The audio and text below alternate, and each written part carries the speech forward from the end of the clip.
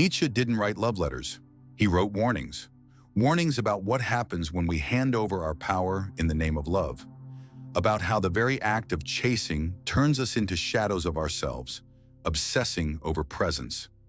Have you ever noticed how desire intensifies when the person you want seems just out of reach? How the chase itself becomes more addictive than the connection you thought you were after? Why do we fall hardest for the ones who pull away? Why do we text faster when the replies slow down? Why do we stay longer when someone treats us like they couldn't care less? It's as if the less they give, the more we want. As if withholding affection becomes the very thing that fuels our obsession.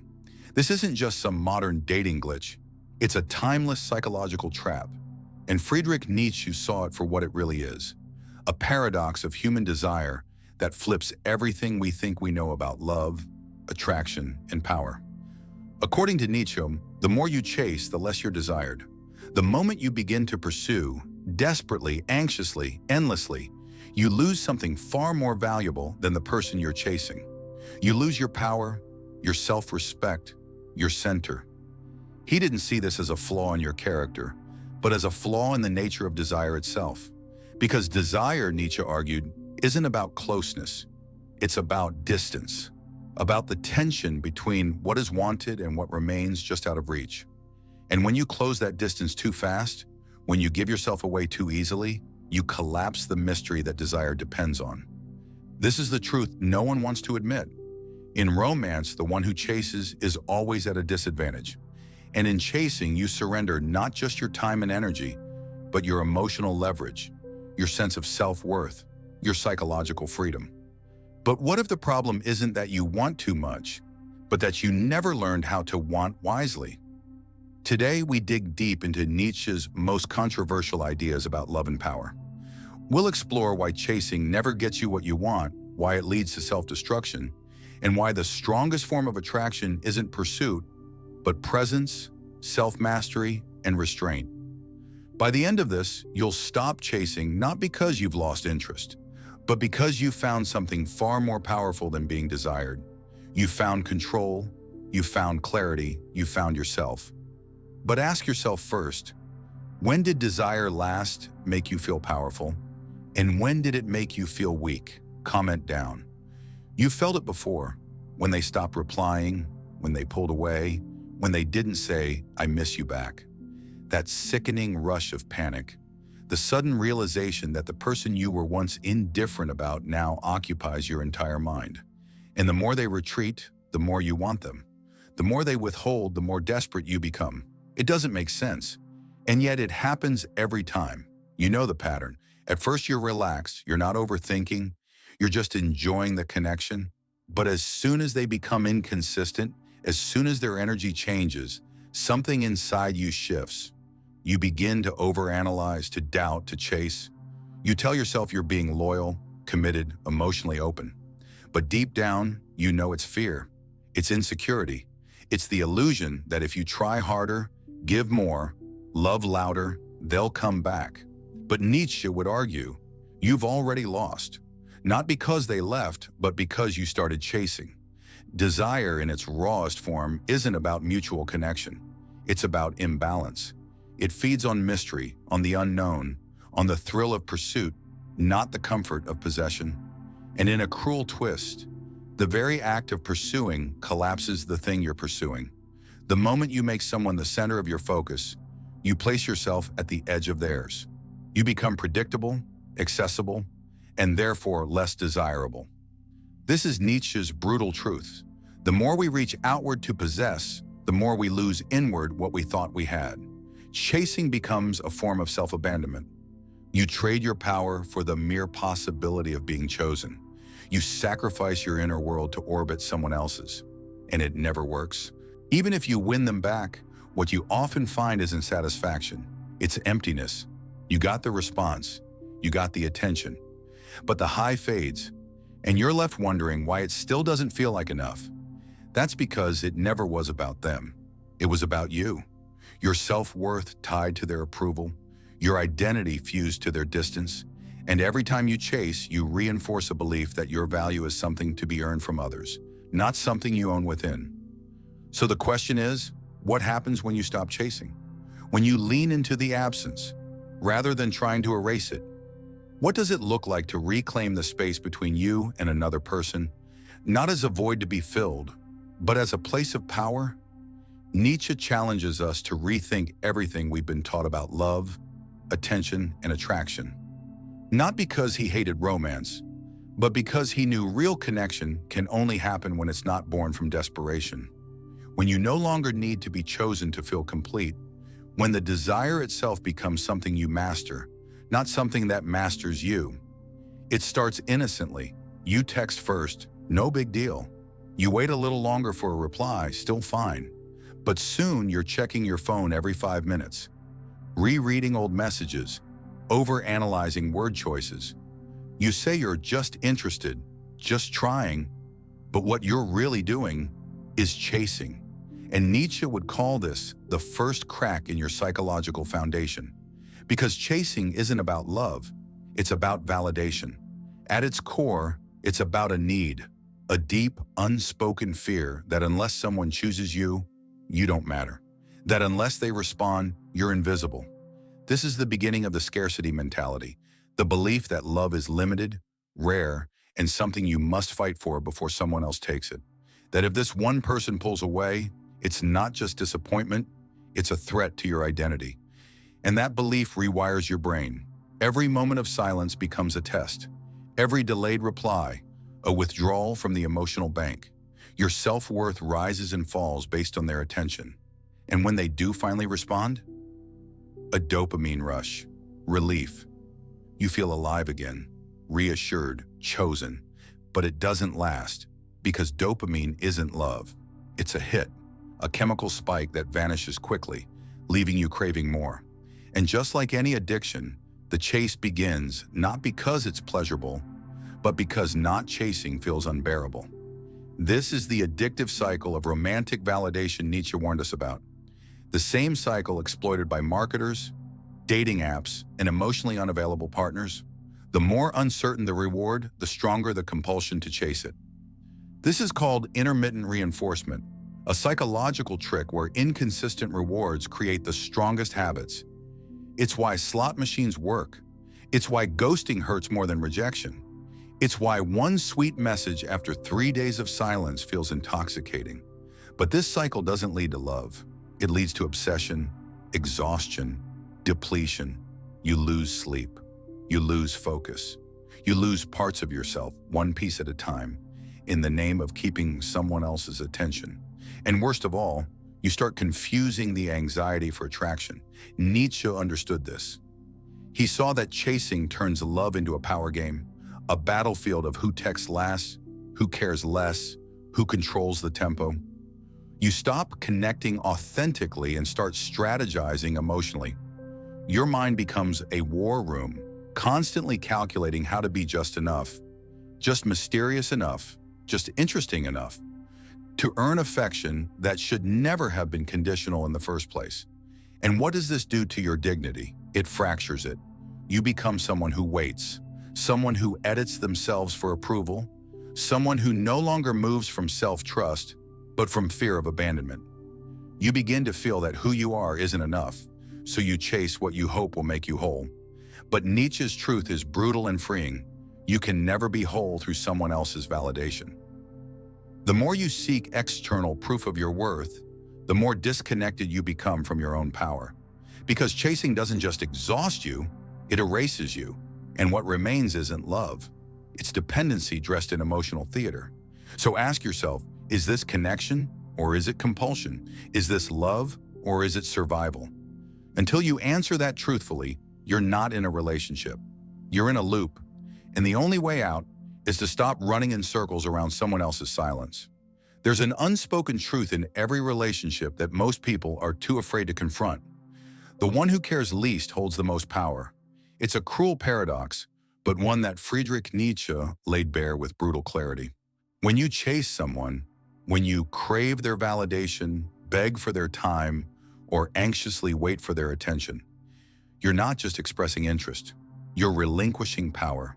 You're silently declaring that their presence is more valuable than your peace, that their affection is more important than your dignity. And they feel it. Even if they don't say it aloud, even if they claim not to notice, on some deep unconscious level, they register it. That shift, that moment when they realize they don't have to try anymore, that they can withhold affection, delay responses, test boundaries, and you'll still be there, available, waiting, wanting. This is where the dynamic flips. Desire becomes vulnerability, and vulnerability, when not reciprocated, becomes leverage. Nietzsche didn't sugarcoat this reality. He warned that emotional dependence quickly turns into emotional subjugation. The more you need someone to feel complete, the more power you hand them to decide when and how you get to feel whole. This isn't love, it's submission. Picture this. You're in a conversation with someone you're deeply drawn to.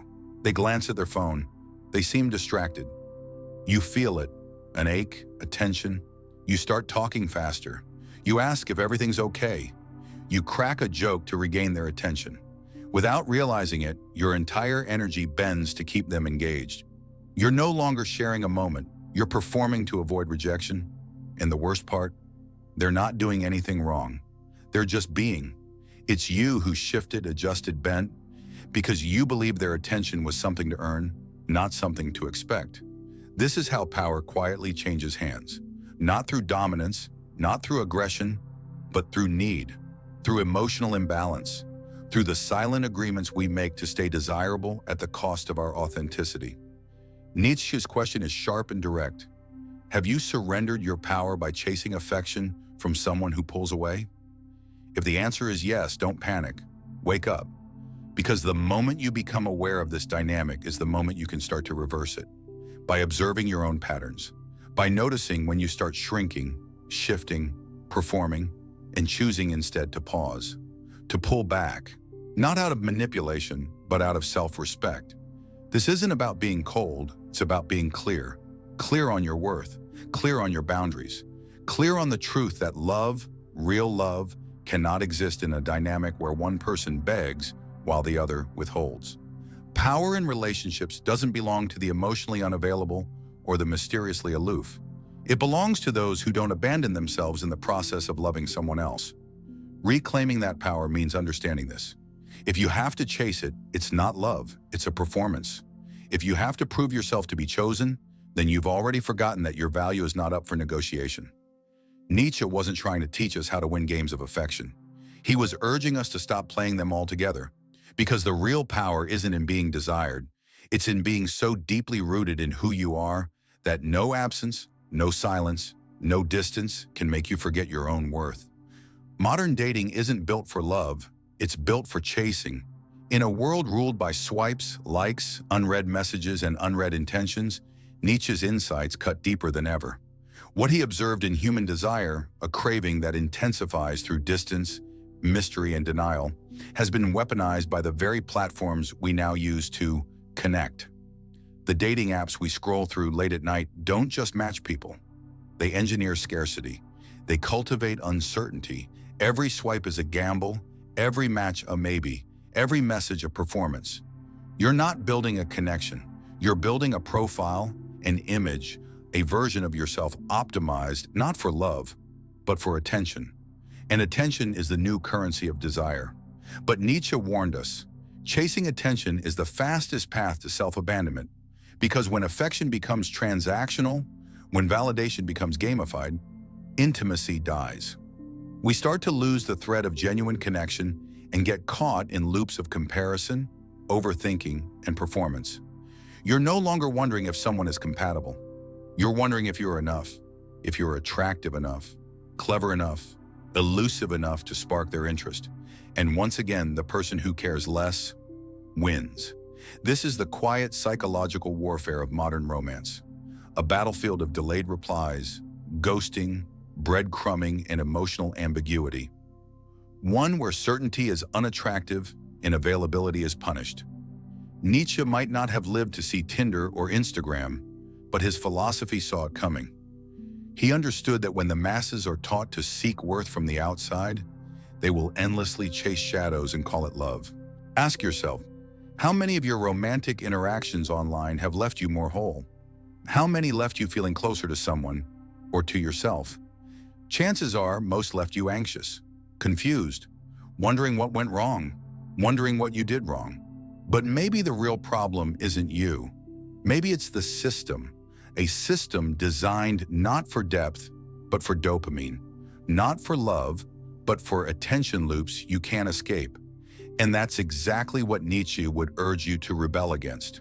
Because in a culture that profits from your self-doubt, chasing becomes more than a romantic mistake. It becomes a form of psychological slavery. The more you seek validation through algorithms and profiles, the more disconnected you become from real, grounded intimacy. The kind that isn't loud or instant. The kind that doesn't require filters or strategies or perfectly timed replies. So here's the question. Is modern dating turning genuine desire into a twisted game of psychological warfare? Are you building connections or compiling statistics? Are you choosing love or performing it? Nietzsche challenges you to look past the illusion, to understand that in a world designed to keep you chasing, the radical act is to stop running, to stop needing their attention, their response, their follow, their like. Because the moment you stop chasing what's designed to escape you, you begin to see the deeper truth. Real connection isn't earned through performance. It's found through presence, through honesty, through choosing not to participate in a system built to make you forget who you are. And maybe, just maybe, that's where real power begins. There is a point where the chase must end, where the desperation quiets, where the noise of needing someone to see you, want you, validate you, falls silent. And in that silence, something far more powerful emerges. You. Nietzsche didn't want us to hate desire. He wanted us to master it, to recognize that the pain of chasing stems not from the object of our affection, but from our misunderstanding of our own worth. He believed that the only way to reclaim power in love and in life was through self-mastery. It starts with solitude. Not the kind that isolates you, but the kind that strengthens you. Nietzsche saw solitude not as loneliness, but as the forge of the self. A sacred space where you are no longer reacting to others, no longer performing for love, no longer shrinking for acceptance. In solitude, you stop chasing and start becoming. Because when you're no longer distracted by the pursuit of others, you begin to notice the pursuit of yourself. What do you really want? What kind of love do you really need? What does it feel like to wake up and not immediately measure your worth by someone else's response? This is where emotional independence is born. Nietzsche teaches that when you stop seeking permission to exist in someone else's world, you begin building your own. And in that world, validation is internal. Boundaries are sacred. Your attention is currency, not desperation. Think about what changes when you stop chasing. Suddenly, you're not afraid to say no. You're not afraid to walk away. You're not afraid to disappoint someone who only showed up when you were easy to control. This is the dignity of self-control. It doesn't mean you don't feel desire. It means you're no longer enslaved by it. You don't need someone to respond for you to feel alive. You don't need someone to stay for you to feel whole, and that changes everything. Because the paradox is this: when you stop chasing, you become more attractive. Not because you're playing games, but because your presence is no longer tied to fear. You become calm, clear, grounded, the kind of energy people are drawn to not because you need them, but because you don't. Nietzsche believed that true attraction, the kind that lasts, is not built on pursuit. It's built on power, the power of knowing yourself, the power of setting boundaries without apology, the power of saying, I want you, but I don't need you to complete me. That's what breaks the cycle. That's what ends the addiction. When your attention is no longer a reaction, but a decision. When your love is no longer currency, but a gift. When your worth is no longer negotiable, but non-transferable. So how do you begin? Start by reclaiming your time. The time you've spent overthinking, overanalyzing, overextending. Redirect it to building yourself, your skills, your purpose, your peace. Set boundaries, not as walls, but as doors. Doors that open only for those who knock with respect, consistency, and intention. And most importantly, practice presence, not performance. Be where you are. Feel what you feel. Speak what you mean, not to gain approval, but to live in truth. Nietzsche's remedy isn't easy. It requires discipline. It demands silence. It will ask you to give up the high of being chosen in exchange for the strength of choosing yourself. But in a world where everyone is chasing something, the person who stands still, who breathes, who sees, who knows, they don't just attract attention, they command it, and they never have to run again. Because when you chase, you aren't just pursuing someone, you're abandoning yourself. You shrink your needs. You tolerate emotional ambiguity. You trade dignity for the illusion of closeness.